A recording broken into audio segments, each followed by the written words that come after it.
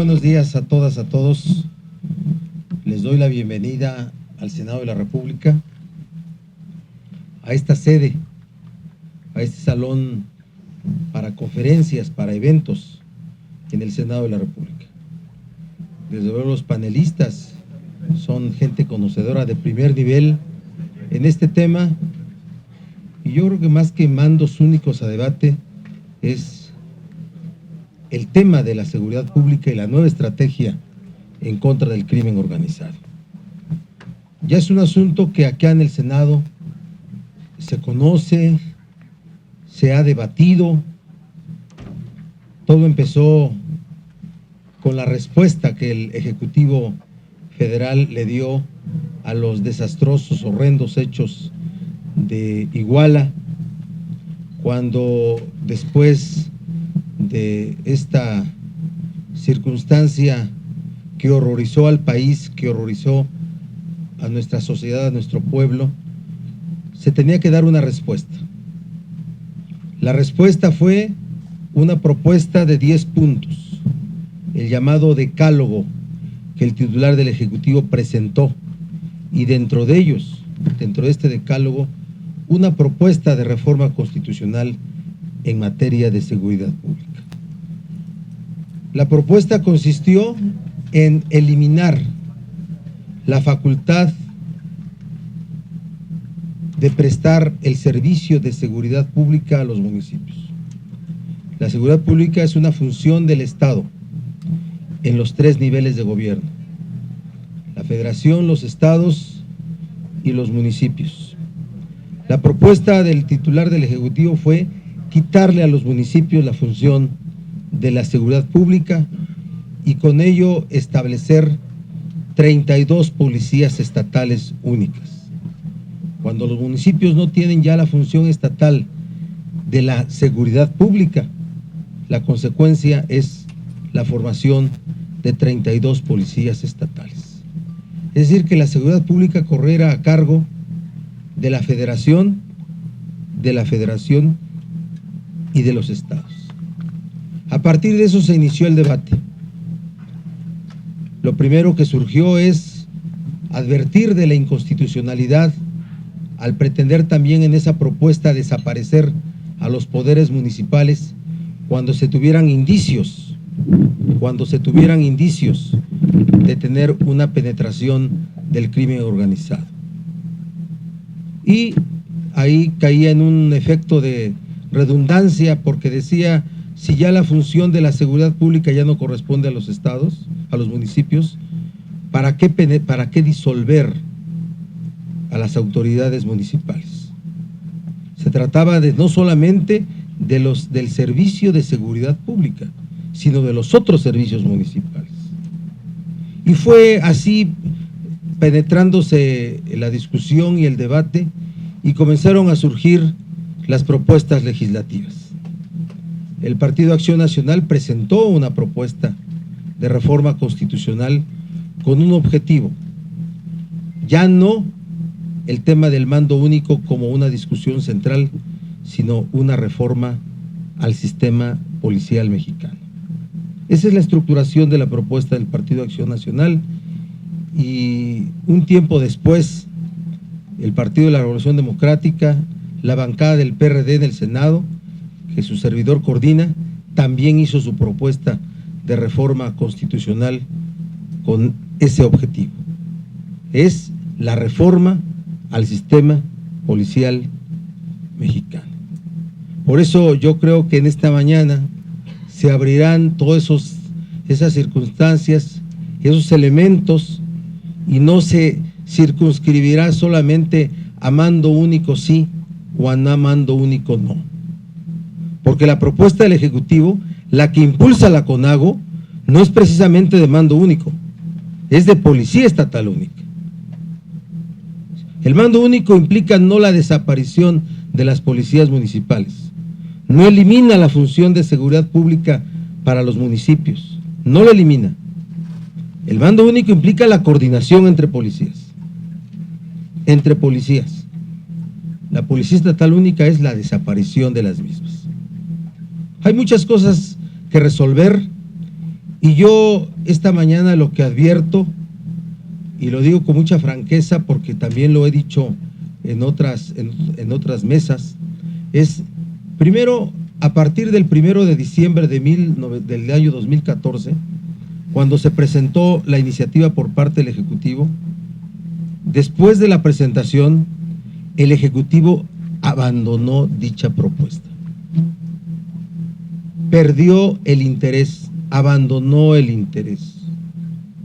No es cierto que los legisladores no estemos en condiciones de ponernos de acuerdo, como se nos llama y se nos dice y se nos reclama. Eso no es cierto, porque el control del proceso legislativo en México, a nivel federal, lo ejerce el Poder Ejecutivo a través de sus bancadas mayoritarias. El control del proceso legislativo en los estados, ¿quién lo conduce? El gobernador, a través del control político en los congresos locales. Por eso cuando la CONAGO nos dice, pónganse de acuerdo, la respuesta que yo les di es, a ver señores, ustedes hacen lo mismo en sus estados. Tienen el control del proceso legislativo y determinan qué camina y qué no camina. Cuando se abrió este periodo, todos hablábamos de la necesaria y rápida resolución de la reforma constitucional en materia de seguridad pública. Todos apostábamos a eso y yo pensaba que iba a ser un asunto de 30 días. Así lo emplazamos, así nos emplazamos los coordinadores parlamentarios. Hoy nuevamente le digo al gobierno federal que volvió a abandonar el interés sobre que se resuelva en el Senado, en el Congreso, una reforma constitucional en materia de seguridad pública, la que resulte del proceso legislativo. Si es para eliminar las 32 policías estatales únicas, la que resulte. El PRD ha fijado una posición en contra al respecto, pero la que resulte, la que se dé producto de las mayorías que puedan alcanzarse, y habrá que asumirla como una reforma constitucional para desarrollarse en leyes secundarias, en la Ley General del Sistema Nacional de Seguridad Pública, porque si hablamos de una reforma al sistema policial, necesitamos una reforma a la Ley General del Sistema Nacional de Seguridad Pública. Hoy el Sistema Nacional tiene, como todas las leyes de los sistemas, tienen una visión política, un Consejo Nacional de Seguridad Pública integrado por el Presidente de la República, por los gobernadores y agregados más. Tienen 5 o 6 plataformas nacionales, así con la misma proporción. Y esa forma se reproduce a las leyes estatales sobre seguridad pública. Un Consejo Estatal de Seguridad Pública y después las plataformas estatales. Es decir, una visión política del manejo de lo que es el sistema policial y el asunto de seguridad pública. Ya lo tenemos muy rebotado en el Senado. Ya podríamos alcanzar los acuerdos necesarios o los que resulten de la formación de mayorías. Siempre las reformas legales son reformas posibles. Siempre son reformas posibles. Las que se alcanzan como producto de las mayorías, y esa es la democracia finalmente. Ese es el pluripartidismo. Esa es la forma como un sistema político resuelve sus asuntos. Así es que yo celebro por esas razones que esta mañana se delibere sobre este tema tan importante. Reconozco en cada uno de los panelistas su expertise, su conocimiento en estos asuntos y desde luego servirá, se agregará a los que ya se tienen en el Senado como insumos para poder resolver lo que constitucionalmente tenemos que hacer, a lo que constitucionalmente estamos obligados, que es a generar las reformas constitucionales y legales necesarias. Gracias por su presencia y les doy la bienvenida y auguro que este desarrollo de este panel será exitoso. Gracias a todos. Gracias, senador.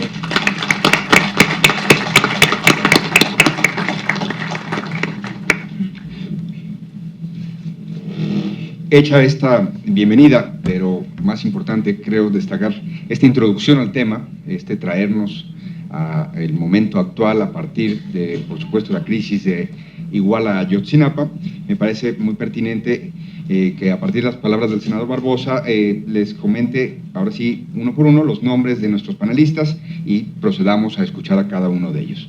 En primer lugar hablará la licenciada Mariana Mesa, que hoy representa aquí al Centro de Investigación para el Desarrollo, AC, conocido como coloquialmente todo el mundo los conoce, CIDAC, y con ella escucharemos, hasta donde entiendo, un comparativo de las distintas propuestas que se han puesto en la mesa de mandos únicos que han surgido a partir precisamente de esta propuesta del Ejecutivo. En segundo lugar, tomará la palabra la maestra Carla Angélica Gómez McFarland, que hablará a partir del Instituto, propiamente del Instituto Belisario Domínguez. Luego tendremos el gusto de escuchar al doctor Juan Salgado Ibarra, del Centro de Investigación y Docencia Económicas del CIDE. Enseguida al licenciado Alejandro Ope, que viene representando al Daily Post y es analista y conocedor del tema, ustedes lo conocen. A la doctora María Eugenia Suárez de Garay, enseguida la escucharemos. Ella trabaja, colabora con la Universidad de Guadalajara y también tiene un expertise en temas policíacos. Y finalmente hablará también en esta primera ronda el licenciado Alberto Capella, que es el comisionado estatal de seguridad del estado de Morelos. Soy Salvador Camarena, de nuevo cuenta muchas